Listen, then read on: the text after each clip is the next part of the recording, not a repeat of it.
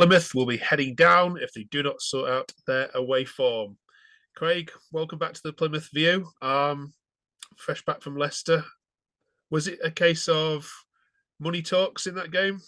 To be honest, I wasn't hoping that we were going to get anything out of the game. I was probably thinking a point at the best. You can see the amount of quality that Leicester have got. In their starting 11. Like Pereira and you know, sorry.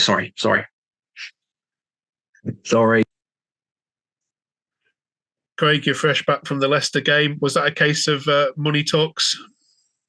Oh, most definitely. You can see the squad that Leicester have got: Iheanacho, Pereira. They've got some very, very talented players, and you can see the bench is stacked. It's unbelievably how good they are. I was looking at a stat that their wage budget is twice as much as Plymouth Argyle, so you can see the quality between the squads. But I can't fault the players' effort. They really did try and they really did give it a go, and just unfortunately, the better side won the game. Yeah, I mean, many sides go to Leicester, don't they, and park the bus. But how pleased were you that Leicester didn't do that? I mean, they had a go, didn't they? I mean, okay, we know that the scoreline perhaps reflects a bit of a battering, but it wasn't a typical kind of 4-0 performance, was it? Like you say, Plymouth gave it a go. If you look, if you look at the stats, Mustafa Bundu has that opportunity. You never know; it could be a different game. But obviously, Callum Wright had a few opportunities. Obviously, former Leicester player. So the stats didn't really indicate a 4-0 battering, but they were very clinical and they took their chances when they got them. So you're completely right. Yeah, they made 4 changes, which just shows the strength and depth, doesn't it? I can't imagine that Plymouth would have been able to make 4 changes and still, carve out the same set of No. results. Um, when you've looked at the fixtures and you've looked at how well you've done this season, how concerning is your away form? Oh, I'm very concerned. I don't think it's acceptable that Steven Schumaker, many Plymouth Argyle fans that, think Steven Schumaker is, he is the Messiah, he is the God. We all look up to him. But if you look at it, any away form at any other club in the Championship, there'll be cause for concern. But of course, Steven Schumaker has a very, very secure job at Plymouth.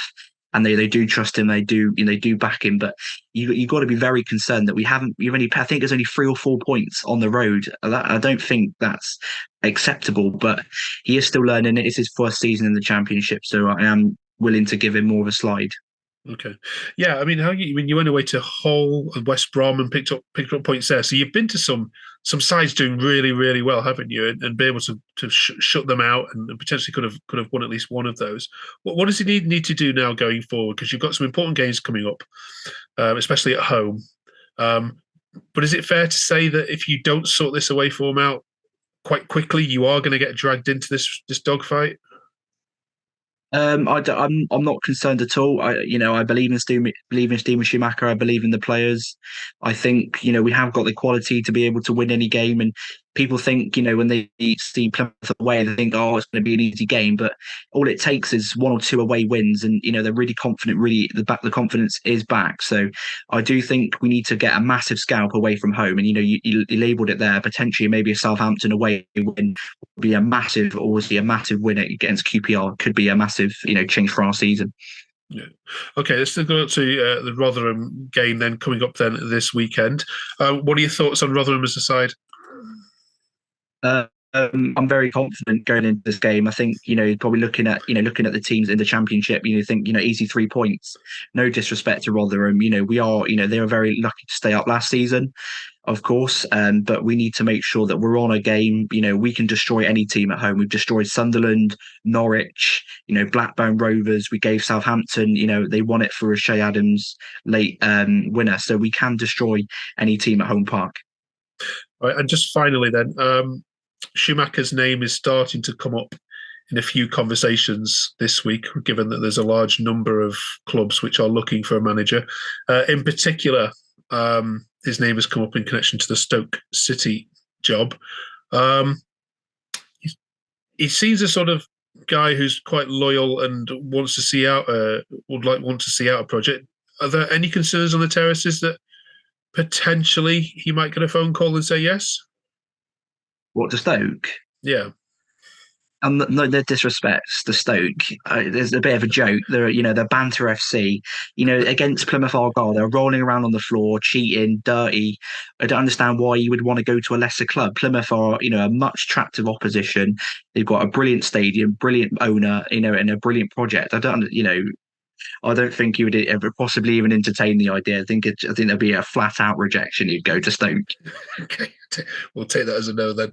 All right, stay there then, Craig. Let's bring in Reese, our Millers fan. Okay, Reese, then you've got a big trip this weekend down to the south coast. Are you confident? I'd say yes. Sorry, Craig, I'd say so. Sorry, hold on. Craig, you've gone off camera again.